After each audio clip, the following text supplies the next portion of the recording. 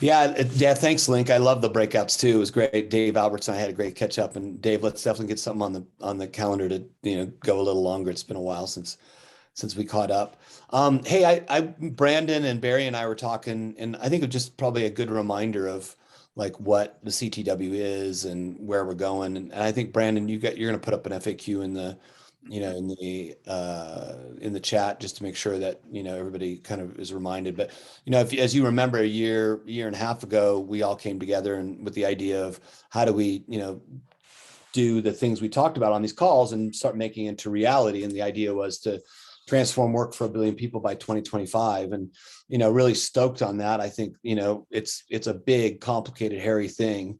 And, one of the guys that's really been leaning in is John Healy. And John, I really appreciate the leadership and, thinking about like, how do we really do this and kind of, writ large. And one of the things that I've kind of been thinking a lot about lately in the context of the book is that I think when I started writing this book and when we started this group, like, Open Talent was this, this kind of stepsister of the bigger, broader talent, players like the HR world and the contingent work world and the outsourcing world.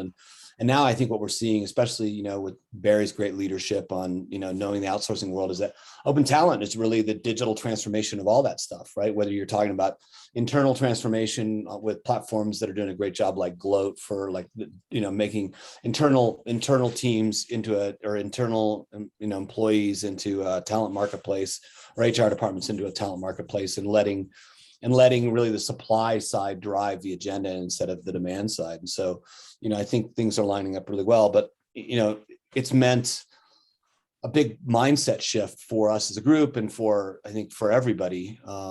We're trying to sort all that stuff out. And obviously I'm deep in it because of the book. The one of the things that's been really interesting from the book perspective is I think Harvard bought the book and thought it was a nice little, book that'll be on the list. And as a side note, and obviously because of the future of talent and the future of work has changed so radically, they've really pushed us hard and are really helping shape the book into a much bigger book on the agenda. So we've had to get really detailed on like, how do you really do this? How do you really implement systems? What is it? How do you assess where you are now and all the way to how would you transform your ecosystem? So that's kind of an update from me. I'm kind of deep in it still, working with a couple editors. Jen and I are kind of, that's our main task right now to get this thing to bed. We're in version 4, chapter 6, I think right now. And so it's definitely coming along really well, but every day there's new stuff that emerges from the market. And Barry and Bryn have done such a brilliant job of kind of leading the charge on taking all that theoretical stuff that I can be pretty good at, but not apply it, where the rubber meets the road. And really, Barry's been applying it to make sure that it really works and that these theories are workable and across lots of organizations. So we can kind of find commonalities. So, that's kind of where we are as a group. I don't know, John, Barry, I don't know if you guys want to add anything to that. But really excited for the year. Happy New Year to everybody, and really looking forward to kind of 2022 as a big breakout year.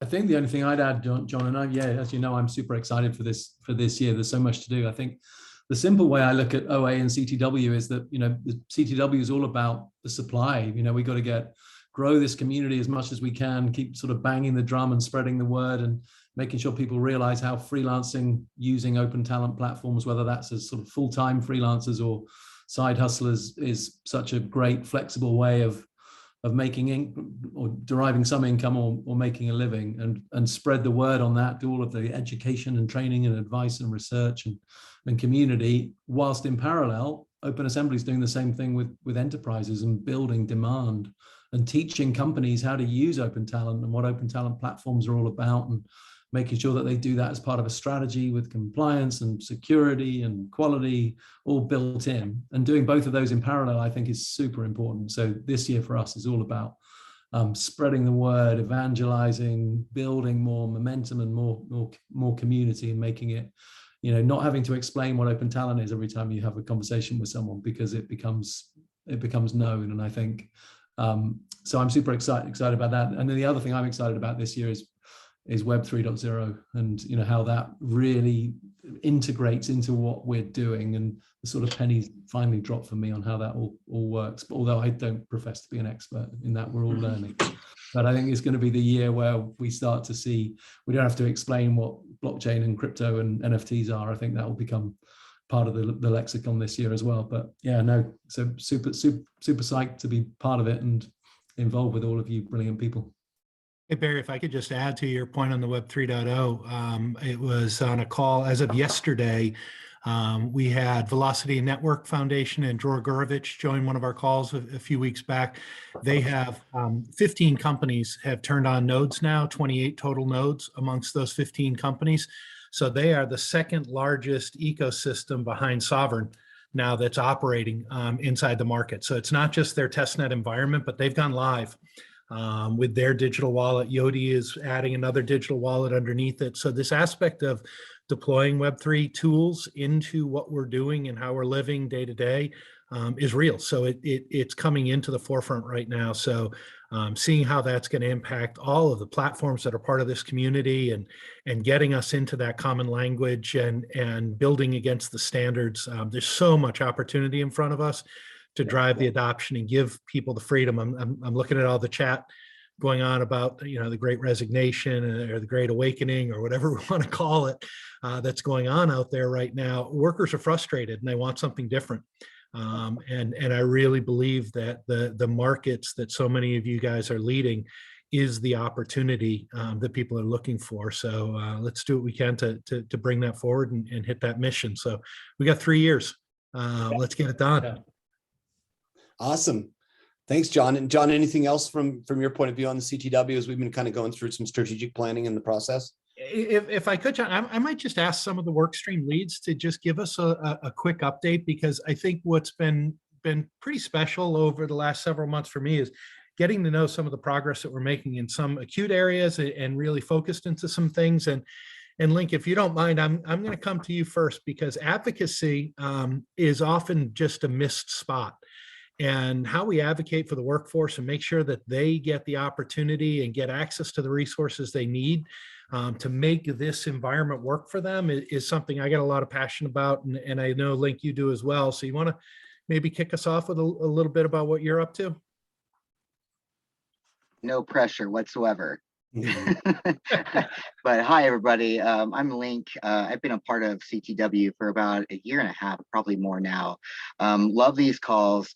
And, as time went on, through these calls, I'm participating and hearing about all the great innovations and the stuff that's really trending across the future of work. But noticing at the beginning, kind of like there wasn't a lot of discussion about advocacy or really even what that meant. The language wasn't there. And so, I had started with the advocacy group. We started about a year ago, and we behave as the voice for the worker in the future of workspace. And so to bring and highlight some of those issues that affect the worker as we move forward in the future of work.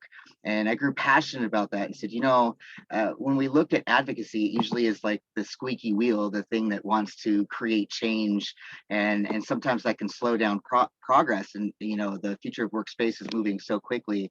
So I wanted to create something that he was welcoming to all and welcoming to the conversation, but worked alongside the CTW as a whole to say, hey, what can we be informed of to share out to the worker, and what can the worker voice do to inform CTW and its operations. So we had formed a group. There's a number of us in here. It's actually today. Started meeting a couple times a month and formed some pillars on where do we want to operate. So we looked at things like accessibility as one of our pillars, learning how our workers actually finding the platforms. How are they accessing them? Are they using them? Do they have proper internet to be able to connect to those platforms? And when they are connecting to platforms, are they being found? And then looking at the next pillar was protections. Is there bias or are there risks on the worker side that, for instance, like low pay and low wages?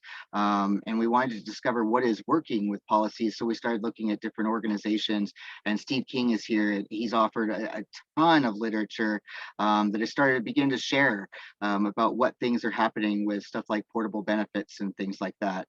And then our third pillar was development, working alongside to say, okay, how can we as a group maybe develop some different ways that workers can access this information better, but also develop in the future with the worker in mind, and providing opportunities like upskilling opportunities or access to webinars or anything to further the education on the side of the worker. So overall, we love it.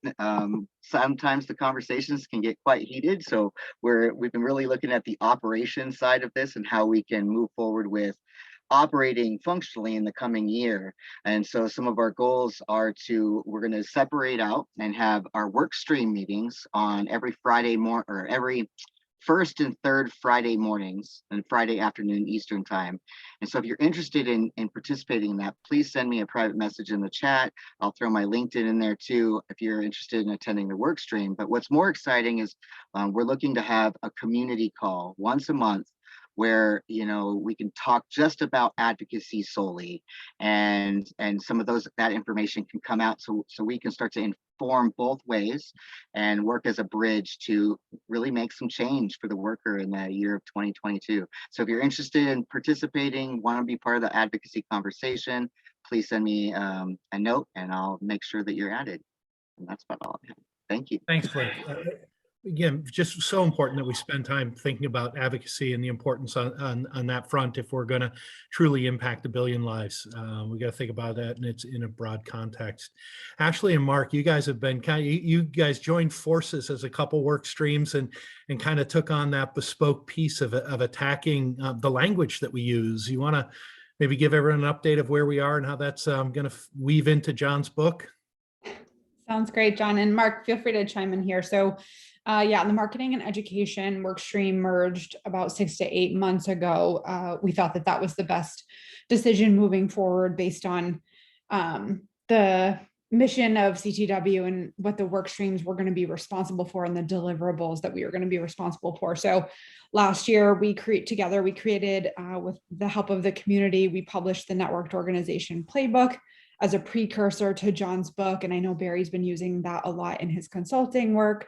Now we're building from it with, establishing that common language as the perfect next step with the completion of glossary version 2.0. So we had an initial glossary in the networked organization Playbook towards the end of last year. We really built on that in part of the larger mission, as Barry talked about in the beginning of this call, about spreading the word and evangelizing it. And I think now the opportunity for this year will be sort of how do we take all that momentum in this year and kind of educate the masses about open talent and open innovation. Mark, did I miss anything? No, I think you captured everything, and thank you for kind of taking the mantle while I was off climbing mountains for a few weeks. So no, I sort of feel like I've been slightly, unplugged over the last 3 weeks. So I don't think I've got anything particular to add. But it was a great year, I think. And I think, being able to get that lexicon together was a good milestone, and I hope it then proves useful. I hope, John, there's a place for that in the book. Yeah, for sure. So I'm looking forward to it. Hey, Brian Payne, I think a cornerstone of getting all this done that we talked about from the beginning was the need to have some form of standards and accreditation around the platforms. Can you maybe give an update of where we are and kind of working through that? Because you've been kind of taking on a big task there. Yeah, no, it's interesting how it's become something that was a pretty simple concept to ideate. In practice, gets more and more complicated. When we think about the purpose of the platform accreditation project, what we're trying to do is we're trying to identify areas of success that indicate success, as well as areas of opportunity for improvement amongst different platforms. Where it gets complex is when you think about the multitude of open talent strategies that are out there and participants that we think are suitable to evaluate and create some sort of standards. For example, how would you compare an open talent platform versus a direct sourcing platform, or a FMS platform, or a talent marketplace? So really what we've been doing over the last couple of months is we have a couple of alpha and beta clients that we're evaluating, and we've gone through the customer interviews and the client interviews and then the talent interviews, and they've yielded a ton of insight around things that we can start to focus on.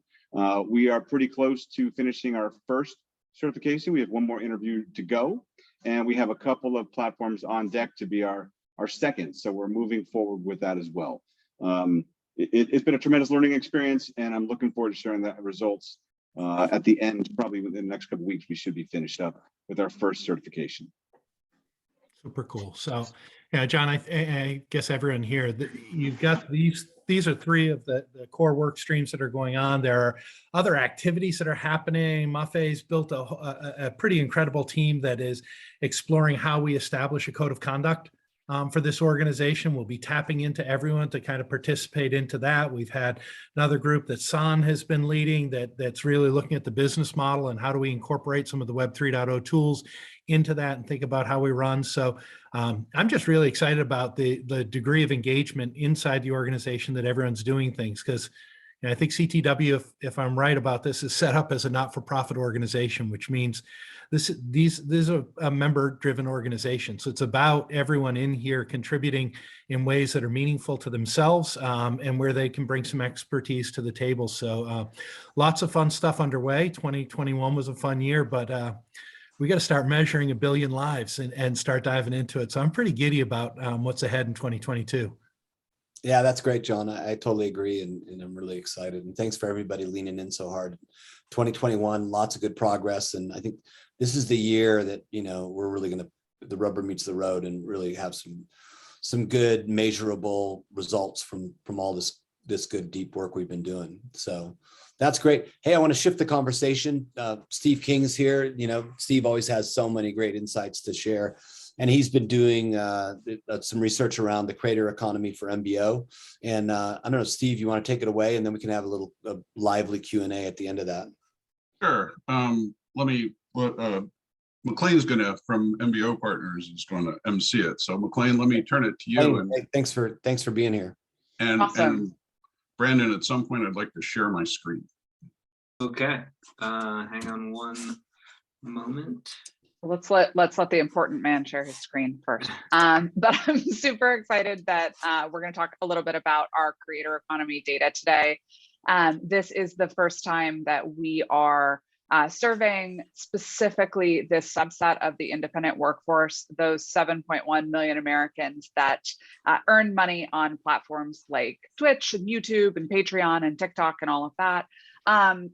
Really, really excited to talk a little bit about the size and sentiments of this growing workforce, as well as how this fits into the independent workforce as a whole. So I'll let Steve take the data away and I will man the chat here. Thanks. Can everybody see my screen? Should say welcome to the creator economy. Yes. We can see it, Steve. Oh, great. So last year, the creator economy has obviously gotten a ton of publicity over the last year in particular.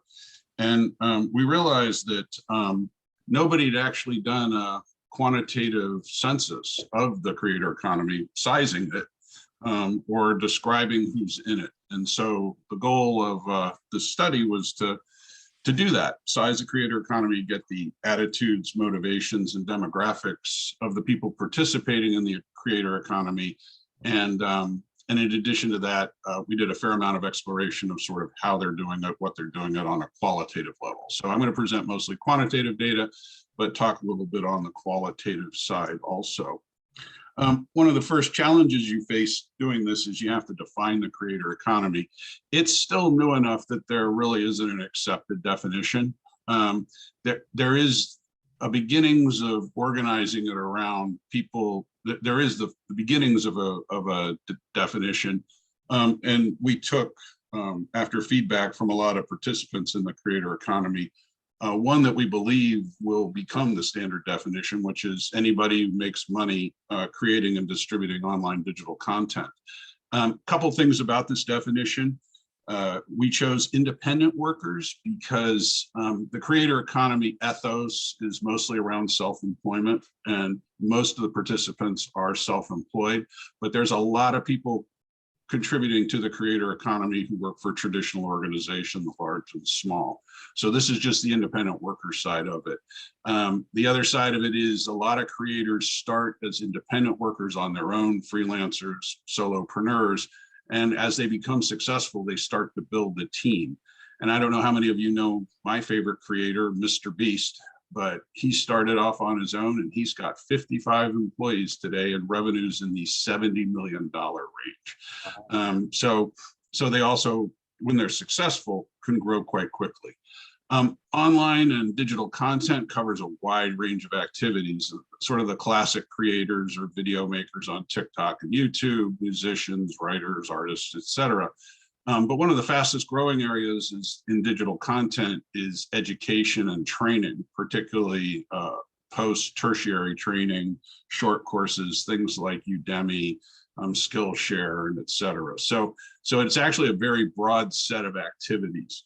A couple other terms that are out there, passion economy was kind of the original term for this. And there was an essay by a venture capitalist by the name of Li Jin, who was one of the leading influencers and thought leaders in this space a couple of years ago, called the passion economy.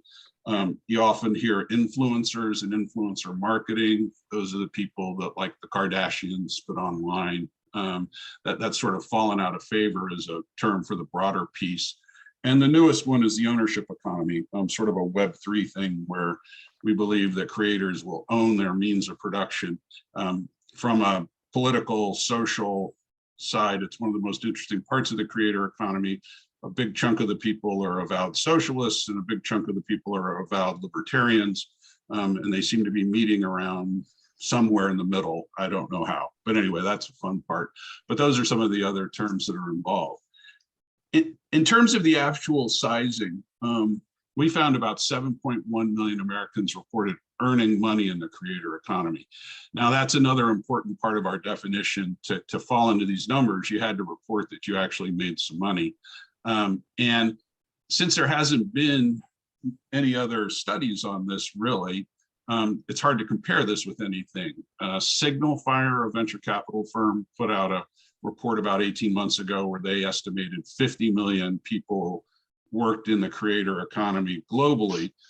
Talking to them, that was really their guesstimate based on talking to industry people. That's about the only number that's out there. In terms of sizing it versus other things, this looks pretty reasonable. And so we're past our tests. When you actually ask questions like this, you tend to get a lot of false positives. And so you have to have some process to wean out the people that say they're creators, but actually aren't. And in this case, what we found in that process was about 4.4 million people passed most of our screening questions about the creator economy, which means they actually are making digital content. They're actually displaying it on the platforms. They're actually trying to make money, but they're not yet. We also asked non-creators about whether they're going to join later on, and we got about 10.6 million Americans. This is an American study. 10.6 million Americans telling us that they will, that they plan to, or might become part of the creator economy going forward. We don't have enough historical data to sort of understand exactly what % of these people will do so. We do have a lot of data on the independent workers and freelancers in general.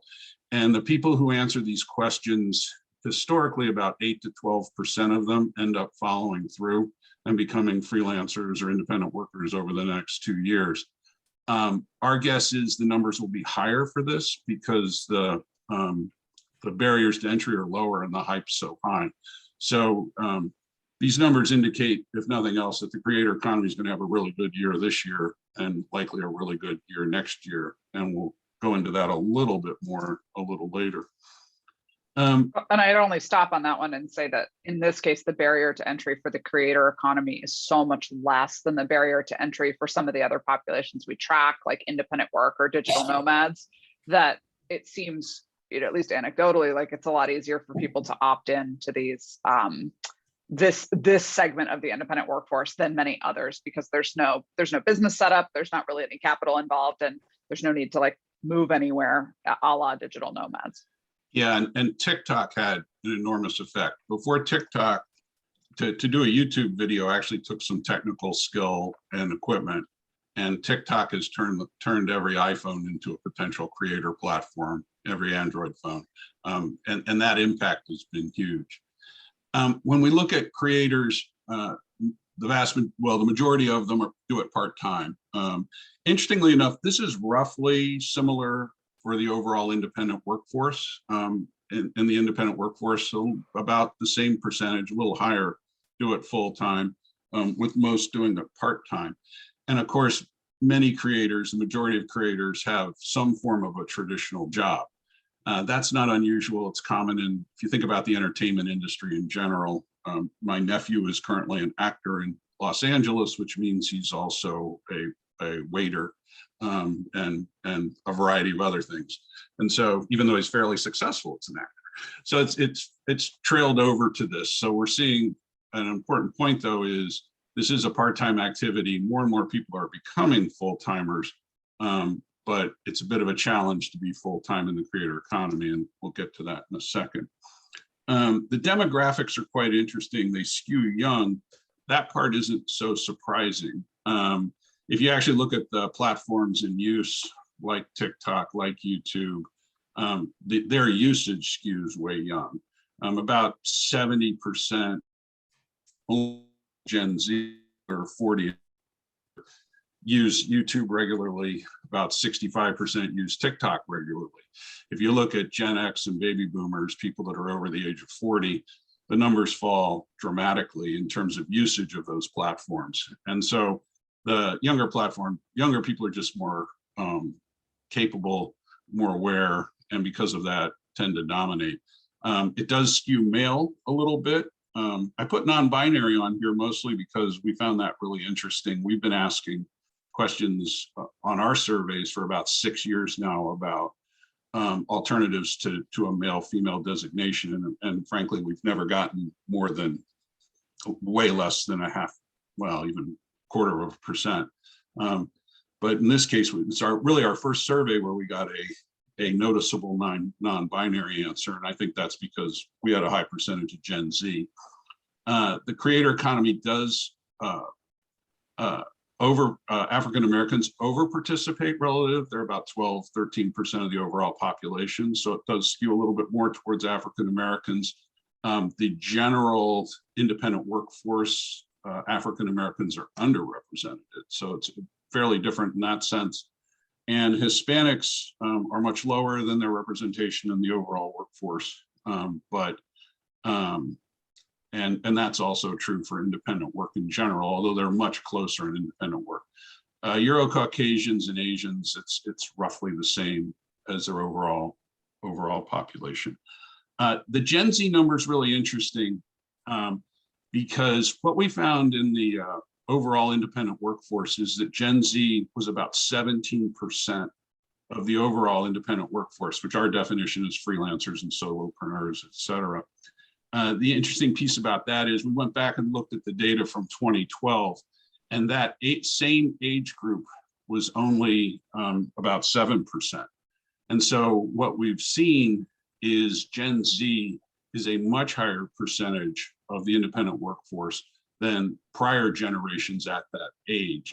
It's a little early to talk about massive differences across generational cohorts, but it does appear that Gen Z is taking to independent work at a much faster rate than prior generations. And I have to caveat that when you hear about generational changes and shifts between generations, keep in mind that it's hard to disaggregate life stage versus age. And it's also consulting firms and consultants like us get paid a lot of money to claim there are a lot of differences between generations, even if there aren't. So be careful with that one. But Gen Z is being called the most entrepreneurial generation, and it does starting to look like that may be true. And we point that, sorry, Steve, I would just add in that on our data that we collected for State of Independence, which is the parent data that sort of houses this report within it, we did see that this year from 2020 to 2021, 68% of new entrants were millennials and Gen Zs. So my supposition is that we'll see this number of Gen Zs creep up very, very rapidly as we survey this for 2022, because they're not only aging into the workforce, highly interested in independent work, but there's obviously, as we see, there's that 7.1 million who are making money and the 4.4 million who are participating but not yet earning income. I would suspect if we broke down that 4.4 million, we'd have a lot of Gen Zers who were doing it. They just haven't figured out how to monetize it yet. Whereas the millennials, a little bit more corporate experience, have figured out how to monetize the platform, or they had another platform that they were monetizing already. So just saying that I think we're going to add into that. And Todd, thanks for pointing out that it does go left to right, but we went millennial, then Gen Z. We probably should flip the order on that chart when we look at it again. So we'll fix that. Thanks. Yeah. Another point about Gen Z is that over half of them are under the age of 18. And so they haven't actually entered the workforce yet. And over the next few years, so we'll see their numbers just come up because of that. Just the fact that they will continue to enter into the workforce, which they haven't done so far. And I should say, this survey looked at 18 and older. There's actually some creators that are younger than 18. We think it's a relatively small percentage, but we will see those numbers continue to grow. And that's another reason why the creator economy will continue to grow. You have such a high participation rate amongst Gen Z, and Gen Z is still coming into the workforce. In terms of attitudes and motivations, they're actually pretty much the same as we get when we're doing the general independent workforce. The biggest difference is these percentages are all higher, anywhere from 8 to 10% higher in terms of how the attitudes they have towards their work and their desire to have flexible work and value what they're doing over money. There's a lot of talk, again, back to the generational thing, those are all Gen Z and millennial attributes that will maintain as they get older. We've found in our work with millennials, we've been following them long enough now, that as they reached middle age, a funny thing happened. They started answering questions and talking about their attitudes and motivations in a very similar way as their older brothers and sisters who are in Gen Z. So I think I think the life stage effects will come into play here with Gen Z as they enter middle age. You have kids, family, mortgages. You realize you're getting older. I think we'll see the shifts back to more normalization with other generations, but I do think they will continue to be stronger in terms of valuing what they want to do over other options. Ooh, I'm kind of frozen. Uh-oh. Trying to bring the slides down and put them back up, Steve. Can you do that? If not, I can find the deck and pop it up. Let me see.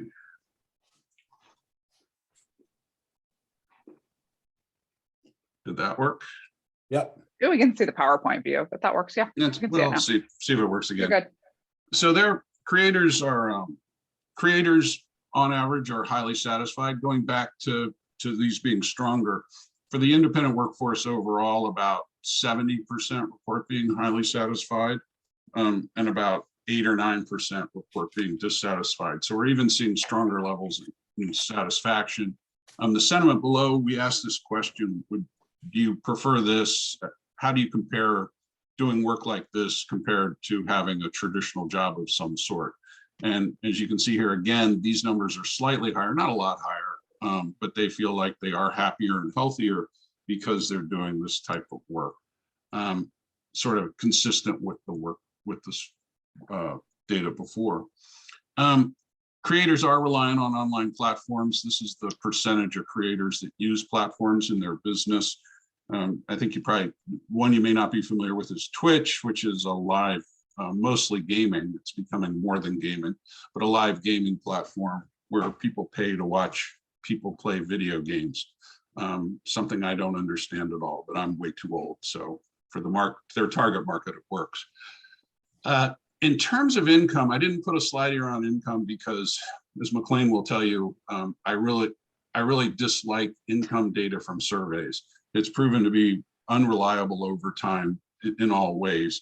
And so you have to take it kind of directional as opposed to an absolute in any sense of the term. So, but we are seeing a very strong income power law distribution.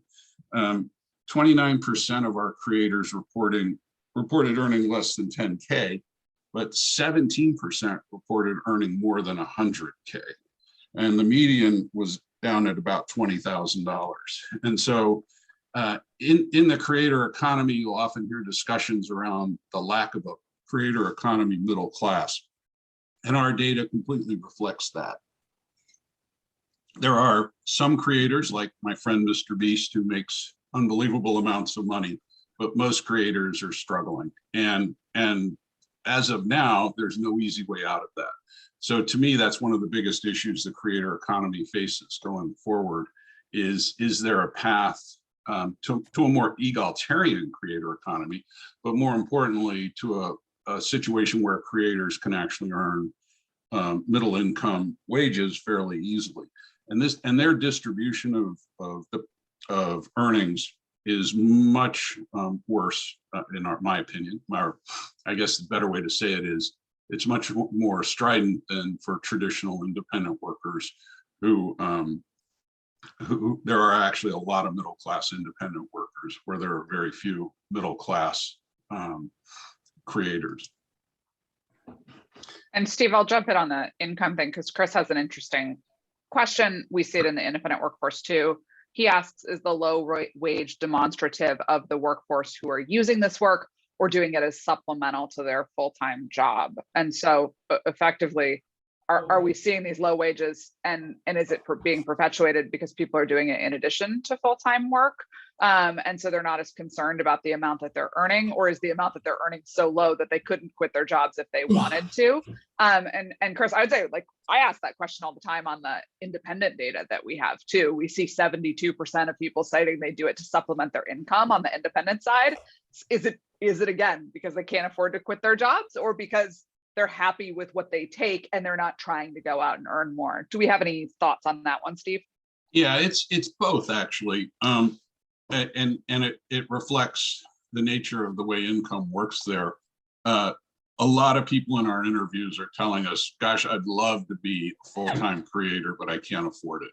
I'd love to be a full-time creator, but it's just not going to happen given the way the economics work in the creator economy. At the same time, and that's true for full-time people too, a lot of them are telling us, if I don't make more soon, I'm going to give up. At the same time, it's not unusual to interview someone who said, oh my God, I put out a Substack newsletter and I'm charging $100 a year and I got 15,000 subscribers. And they're saying, this is really good. But that's a very small percentage. And you can see that when the data that platforms do provide.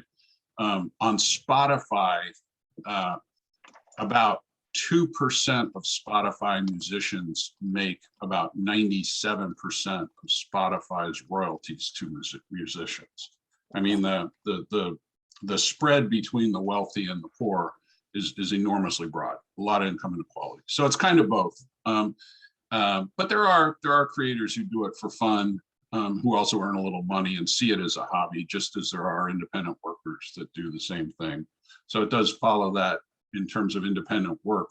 I just find the income inequality and the opportunities because of that are just clearly right now much more extreme in the creator economy than they are in the traditional independent work area. And we see that the happiness, the satisfaction, the desire to continue tends to skew for the 100,000 plus independent workers, those who earn a lot of money. Like, the more you earn, the happier you are, the more satisfied you are, the more healthy you feel like you have more control. We didn't pull that for creator, but I can only imagine the data is similar. If you earn a lot, you're happier doing it than if you are supplementing. Actually, we did look at that, and we pulled it. It is very strong, similar to the independent workforce in general. Couple points about the creator economy. Actually, some of these came up already today. One is it's expanding rapidly, and there's just a ton of innovation going on. We first started looking at it about 18 months ago, 2 years ago. We've studied artists and artisans for a long time, but started looking more deeply at the creator economy, I think 2019. And the reality is, in 2021, about 124 creator economy companies in the U.S. raised about $6 billion. That's a lot of startup money. They're attracting labor like mad, and highly skilled labor. Gen Z millennials want to work in the creator economy or some form of Web3, which is tightly linked with the creator economy. You know, a lot of the innovations we're seeing, and whether it's crypto, blockchain, NFT DAOs, metaverse, social tokens, a lot of that innovation is happening in the creator economy, and the related activities leading to sort of new models, methods, and organizational structures. I don't want to emphasize how fast all of this is going to change our economy. I think that the talk in the creator economy, there was some DAO talk last week that, you know, in just a few years, none of us will work for companies. That's obviously wrong. But there is a ton of interesting innovation. And I think particularly since it's a nearby market to pretty much everybody who's on this call, you should be paying attention to it for that reason. And it's also an attractive market you may want to enter, especially if you're doing creator professionals. And we're already seeing creator economy startups shift focus a bit, additional independent work, freelancers. You can see that with companies like Contra and others that started out saying we're strictly creator economy, and then became and said, hey, no, we want to go after the bigger, more lucrative freelance marketplaces.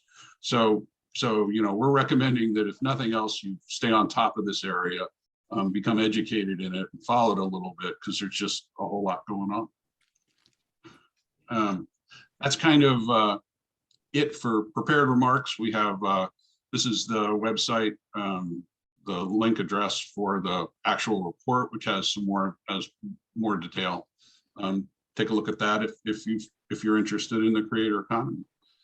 And that's I don't know, I haven't been following the chat. Yeah, a couple of questions in the chat, Steve. I'll pop them over to you. We put the link to the report, or Bruce did, in the chat. But Denise asked, the companies that raised money, are they creators, or do they provide technology and services to build the creator economy? I think it's both. I mean, some creators have raised money on their own, but there's a number of companies that are both, you know, sort of sponsoring creators and then offering creator tech, or adding them to their stable and their roster, much like influencers. Is that correct, Steve? Yeah, the 124 number are shovels and pickaxe companies that are building tools, sites, things for creators. There's no accurate number of the creators themselves, but there's a very active angel investment field of funding creators. And creators themselves are investing in other creators. Independent people are investing in other creators. We do a little bit of angel investing ourselves, and we have invested in 2 creators, primarily to see what's going to happen with that. But yeah, so it's both. But the number I mentioned was the companies that are building technologies or tools for creators. This is really great, and so it's really interesting to me, because I've been trying to sort out for the book, you know, where does the passion economy fit? You know, that at least, you know, now the ownership economy and the creator economy fit in the overall context of freelance and open, you know, and open talent. And certainly I start a chapter with my buddy Jimmy Chin, who's, you know, rocketed up the ranks with Instagram, and then winning an Oscar last year for a film, just all based on, you know, being a creator. And so I think there's a lot more legs here. Thanks for this. I think it's great that you guys are doing this kind of deep work, that there are subsections of the overall economy, because this thing's moving so fast, and we're not going to be able to understand, you know, all the meteors flying by unless somebody's doing the really hard work that you guys have done to make sure that we understand kind of what is really happening out there. So kudos to MBO and McLean. Thanks so much for leading the charge here. And Steve, as always, really appreciate and value your insight here. And it's just the amount of knowledge you've put forth in the last year and a half is just inspiring and just really incredible. So thanks. Thank you. Thank you. Thanks. It's all Steve. We just make it pretty. Yeah. Any other questions? Does anybody have? I know there's still really active in the chat, but would love to kind of get a little bit of a dialogue here. Jump in, anybody. I have a quick question, Steve. And one of the things that is a constant topic with a lot of, specifically the advocacy group, has been the lack of available benefits and health insurance and the other sort of things. In this report, did you find in any way, shape, or form that the traditional notion of benefits that come with employment was an issue in any way, shape, or form to these folks? Yeah, and it's really, in that sense, the creators talk, act, and face the same issues that solopreneurs and freelancers do in general. And so it's just very similar.